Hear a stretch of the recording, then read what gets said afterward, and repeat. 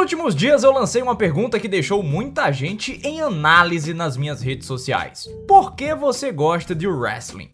Não foi uma pergunta ingênua, mas eu tinha realmente o objetivo de, com o perdão da cacofonia, testar um texto de wrestling escrito há mais de 60 anos por aquele que talvez tenha sido um dos poucos autores do século passado a dedicar algum tempo para analisar as características mais marcantes do wrestling. Hoje, aqui no Rádio de Pilha Driver, que você pode se tornar membro por apenas R$ 1,99, eu, Menino Tanaka, vou apresentar a palavra de Roland Barthes, um autor que quem estuda na área da comunicação social conhece por outras coisas, mas que escreveu sobre o wrestling e respondeu a pergunta que não quer calar. Afinal, você gosta de wrestling por qual motivo?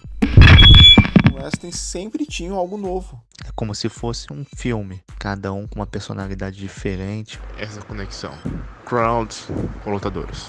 Fantástico, galera. Antes de mais nada, é importante dizer que independentemente das suas preferências, o wrestling só existe até os dias de hoje porque ele é exatamente o que os fãs querem ver. É mais ou menos a lógica para eu manter o canal. Brincadeira. Se você ouviu a minha participação no podcast do WrestleManiacos, certamente me ouviu recitando uma bela frase sobre o wrestling profissional. Com a licença dos Joões, o Aranha e o Passos, eu vou reproduzir aqui um trechinho da minha fala. Ao público, pouco importa em absoluto que o combate seja falso ou não. E ele tem toda a razão. Entrega-se à primeira virtude do espetáculo: abolir qualquer causa ou consequência. O que lhe interessa é o que se vê e não o que se crê. Essa citação vem do livro Mitologias, uma das principais obras de Roland Barthes. Este homem era um semiólogo francês que na década de 50 escreveu vários artigos para jornais e revistas falando sobre o cotidiano da sociedade francesa. Entre as análises políticas e socioculturais, Barthes arrumou um tempo para explicar o catch, o wrestling, uma febre na França naquela década, algo que não é visto com tanta força na atualidade, mas que ainda existe. Como um bom semiólogo, Barthes focava na importância dos signos. Não são os signos do zodíaco, mas os signos como atitudes, como coisas. Algo mais próximo de sinais, representações, o que são as coisas. É algo muito mais profundo e verdadeiro. Polêmica. Por exemplo, nesse mesmo livro, ele falava como as relações entre eleitor e candidato se estabeleciam nos mínimos detalhes, e como o modo de se vestir era de fundamental importância para que se criasse uma relação de confiança. Para muito além de você como candidato apresentar um programa, era necessário, e continua sendo, que você pareça alguém que realmente apresentaria esse programa. Um homem de terno e eloquente poderia ser uma pessoa considerada como inteligente, pelo menos nas aparências, pelo menos nos signos. Sem desviar do assunto, vamos pegar os signos, mas vamos sair da política e ir para o wrestling. Roland Barthes disse em Mitologias que o wrestling é o espetáculo do excesso, fundamentado nos princípios básicos de dor, derrota e justiça, os conceitos da mecânica moral que fazem a nossa sociedade funcionar e que fazem o wrestling funcionar. Ele foge da definição do wrestling como esporte e alinha mais com o espetáculo, muito por conta das origens do wrestling terem ligações com o teatro antigo. Então, um mito que cai por terra logo nas primeiras palavras do livro é de que o público foi por muito tempo iludido, que o wrestling era verdadeiro e depois eles acabaram descobrindo que não era. A história é bem diferente. O público sempre soube que não era de verdade. O grande ponto é que eles nunca ligaram para esse fato. Existem relatos de jornalistas do século XIX que já comentavam sobre como o wrestling dito verdadeiro era sem graça comparado ao wrestling dito de mentira, o pro wrestling. Barthes dizia que o wrestling era uma pantomima imediata, muito mais eficaz com relação ao público do que a pantomima teatral. E como eu sei que esse termo é meio estranho aí pra gente, eu chamei o Jeff do canal Power Bomb Brasil, que é a pessoa mais adequada do nosso meio, pra explicar o que é uma pantomima. Vai que é tua, Jeff! Valeu, menino Tanaka, e bora lá! Pantomima, que hoje virou até um gênero teatral, é um dos recursos para os atores contarem uma história, usando apenas gestos e expressões, substituindo a fala. O diferencial é que eles explicam toda a história apenas usando estes gestos, desde palavras que seriam ditas até objetos em cena. É um trabalho corporal extremamente cansativo e difícil de fazer. muito similar à mímica, mas essa não é tão focada em contar toda a história, e sim em alguns momentos específicos. Quando você vê um ator com o rosto todo branco e algumas expressões em preto, como boca e sobrancelha, com certeza esse cara é um pantomimeiro. E se vocês querem ver algum exemplo, procurem Marcel Marceau no YouTube em qualquer lugar, para ainda ficar mais claro, ou me procure também. Agora é com você, Tanaka.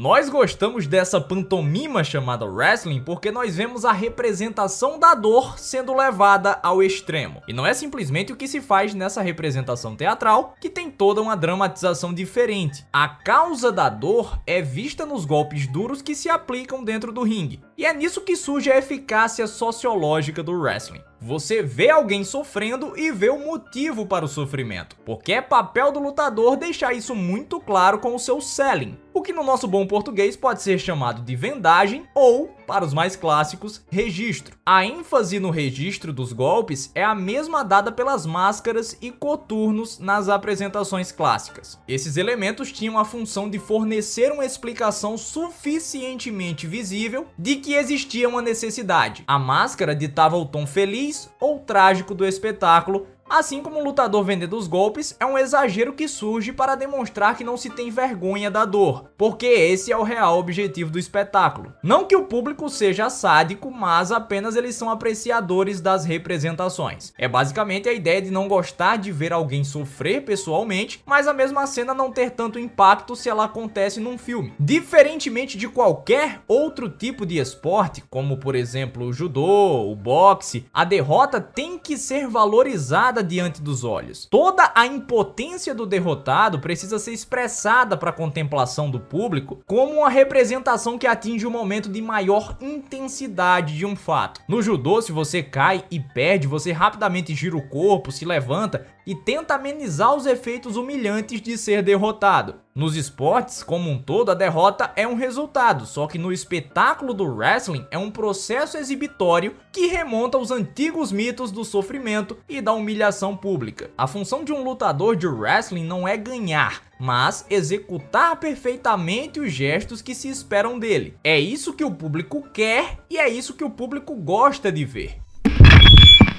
Acho que o que eu mais curto no Pro Wrestling, que me faz ficar cativado e tal, são as storylines. Tipo, os combates em si, história e tudo.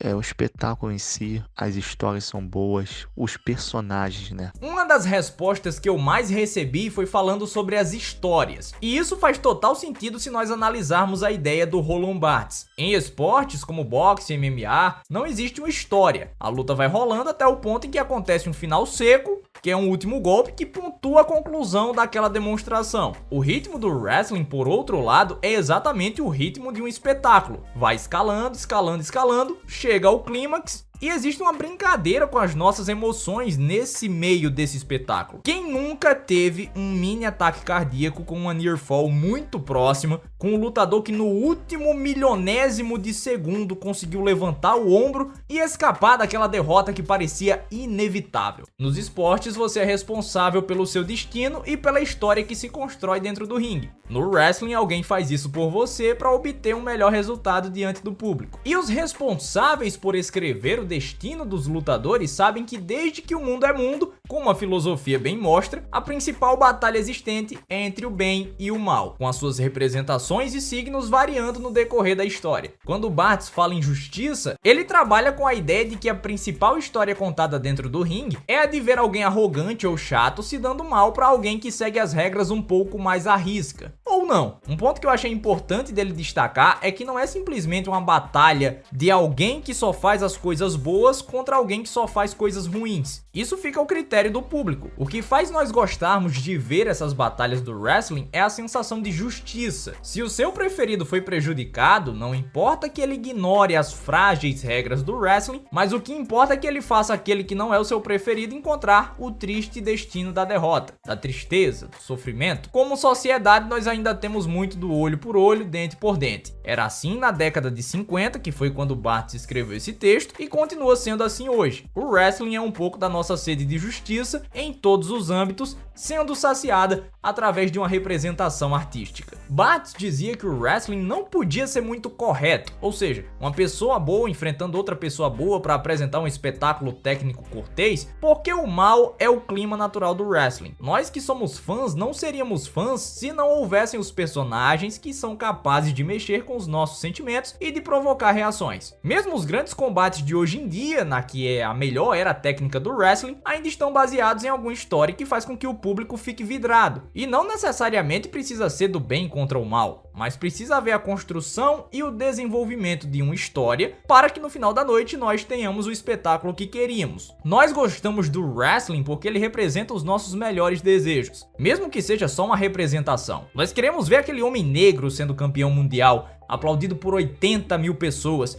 Nós queremos ver ele brilhar e queremos que acima da dor e da derrota exista a justiça. Nós queremos ver aquilo que por vezes a vida real, como muitos dizem, não pode nos proporcionar. Nós gostamos do wrestling porque o mundo do espetáculo é muito melhor do que o nosso e porque eles brigam e batalham diariamente pela nossa felicidade.